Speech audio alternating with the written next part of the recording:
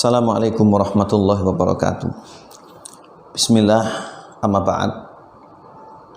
Kaum muslimin dimanapun kita berada, kita bersyukur kehadirat Allah Subhanahu wa Ta'ala serta banyak bersolawat atas Nabi Muhammad sallallahu alaihi wasallam.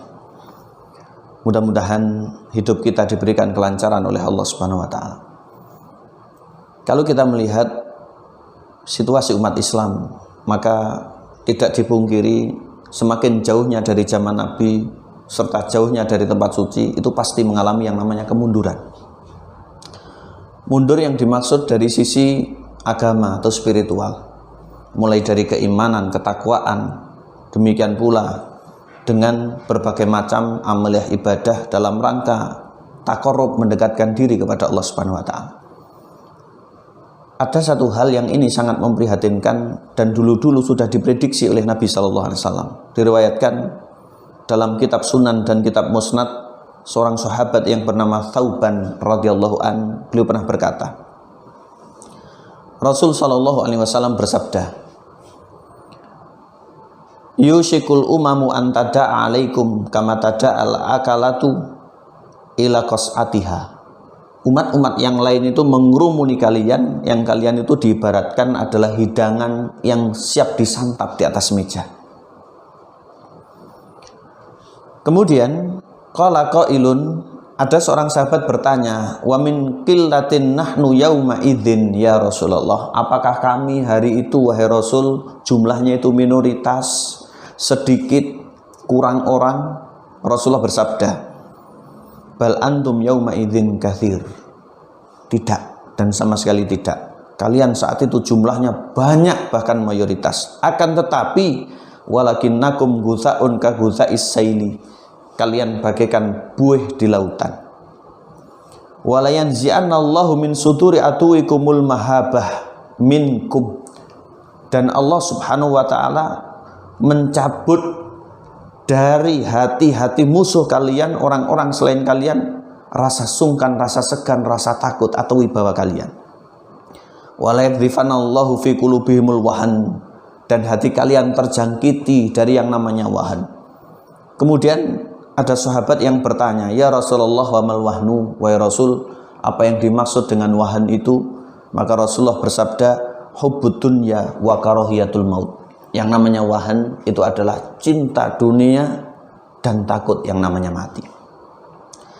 Berbicara tentang cinta dunia, memang bawaan manusia itu disebutkan dalam ayat surat Al-Fajr, wa tuhibbunal mala hubban jamma.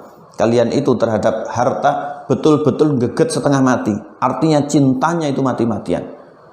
Tapi kalau caranya itu benar, kemudian kewajiban atau haknya ditunaikan, Islam tidak menghalangi orang menabung atau orang untuk menjadi kaya.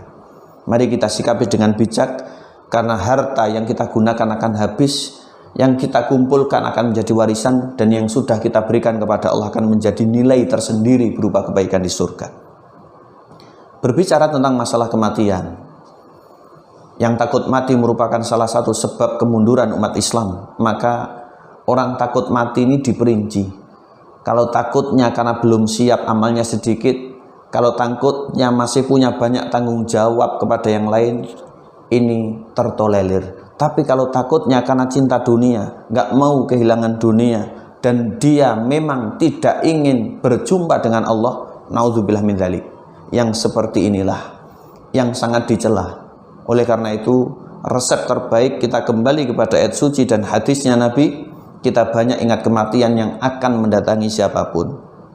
Oleh karena itu, di salah satu ayat surat Al-Jum'ah, Allah Subhanahu wa Ta'ala menyampaikan, qul innal mautalladzi tafirruna minhu fa innahu mulaqikum.